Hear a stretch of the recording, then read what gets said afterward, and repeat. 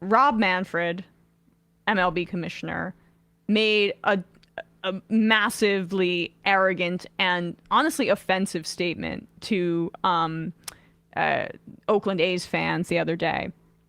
He was asked at a press conference about, I think it was like the one of the annual ones the commissioner does, about the Oakland A's essentially reverse boycott, where 28,000 fans showed up and went to an A's game. The attendance has been horrible this year because the A's have been absolutely atrocious.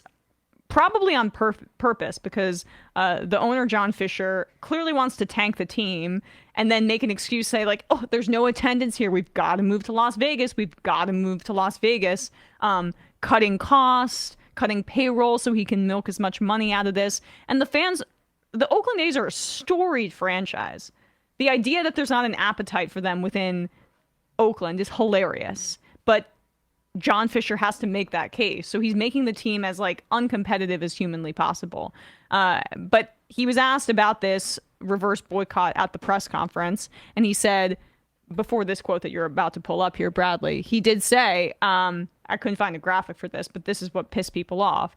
He was asked about the reverse boycott. He said, it was great. It's great to see what is this year almost an average Major League Baseball crowd in the facility for one night. That's a great thing. Essentially mocking what the fans were trying to do there. Like, almost average, right? The reason that fans aren't showing up, Rob, is because the owner is a total psychopath and is tanking the team so he can get his little toy in Las Vegas and not have to pay a little bit more money to keep the team in Oakland. But this was the other quote that caught my attention from Rob Manfred. He says here, I hear from him. I guess I can't read on the, what does it say at the end? I hear from him. Okay. I feel sorry for the fans in Oakland. I don't like this outcome. I understand why they feel the way they do. I think the real question is, what is it Oakland was prepared to do? There is no Oakland offer, okay? They never got to a point where they had a plan to build a stadium at any site. And it's not just John Fisher. The community has to provide support. At some point, you come to the realization it's just not going to happen. Now, that is a complete lie.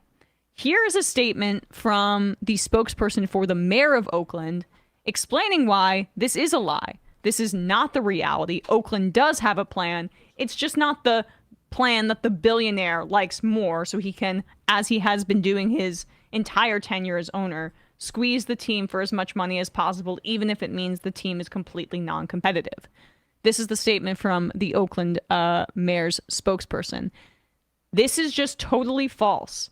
There was a very concrete proposal under discussion, and Oakland had gone above and beyond to clear hurdles, including securing funding for infrastructure, providing an environmental review, and working with other agencies to finalize approvals. The reality is the A's ownership had insisted on a multi-billion-dollar, 55-acre project that included a ballpark, residential, commercial, and retail space. In Las Vegas, for whatever reason, they seemed satisfied with a 9-acre leased ballpark on leased land. Okay, so let's just repeat that for a second. A's ownership was asking Oakland for a 55-acre project that included a ballpark, residential, commercial, and retail space. But in Las Vegas, the proposal that ownership is okay with is a 9-acre leased ballpark on leased land. If they had proposed a similar project in Oakland, this is the quote that continues, we feel confident a new ballpark would already be under construction. Oakland showed its commitment to the A's, and that is why the A's belong in Oakland. This is the reality of the billionaire freak that is Fisher here, and why Rob Manfred is covering for him, because like they are fine with the billionaires running the show, and the commissioners of every league is really the person who will take public heat for the unaccountable billionaires. He wants to move the team to Las Vegas for greed. For greed, 100%. He's not getting the taxpayer funding that he wants from Oakland in California.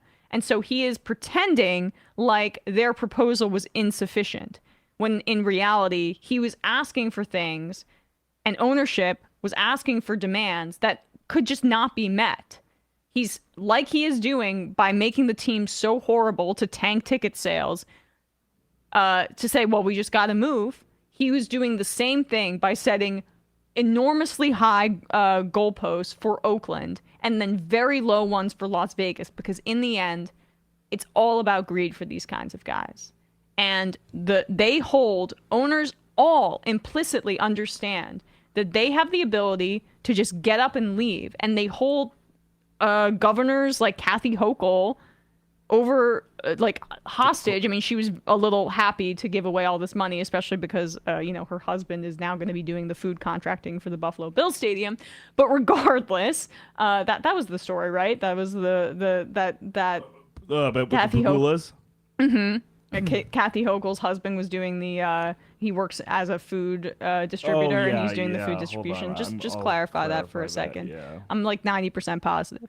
But that is basically what they know they can do. That they can threaten a community, and extort them into getting what they want. And sometimes the billionaire just is like, I don't want to be here anymore. I want to go to a place in Las Vegas where, there's no actual fan base there, but I'll get a sweetheart deal from the government there for the ballpark. I'll be able to take a little bit more money home. And that's that. Fan base be damned. But this is the problem without having any public stake, but tons of public money being funneled into the pockets of the billionaires for their stadium.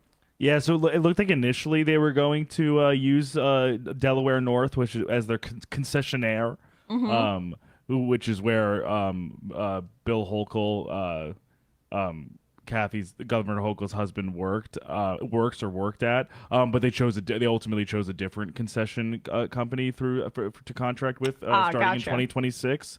I can't imagine that those two are completely unrelated. I imagine that they did not want to. Well, they got some public heat for it too. For the Hochul administration, especially since they okayed that deal for them to stay in Buffalo. It just is ridiculous. We all know what they want, what this owner wants, and he honestly should just sell the goddamn team. No A's fans want this. No A's fans want him to have the team. The guy could make money, sell the franchise, and move on. But he doesn't want to. I mean, and I also would imagine that he's crazy. He doesn't want to sell it at a loss. The loss that he's created by making the team less valuable based on his horrific ownership and cheapness and greed. So, I'm sorry, A's fans. This is a horrible situation, and there's no control. You have no control over it because besides, like you said, the public officials who either are bent over a barrel by owners like this to save or at least kind of salvage the team's with the one option that's open to them, which is literally for the most part just bilking taxpayers to front the costs for whatever they want. The people who are footing that bill are also the ones who are taken hostage, and they have even less institutional power, less actual influence or ability to do anything to negotiate these things. So even if the people the people of Oakland are literally, regardless of how angry they are, upset they are, regardless of how effective the reverse strike was, which I think it was for at least the day that it happened, they can't make it stop. And they also can't stop the money train from leaving the station necessarily. So this is the shittiest aspect of when billionaires intersect with sports.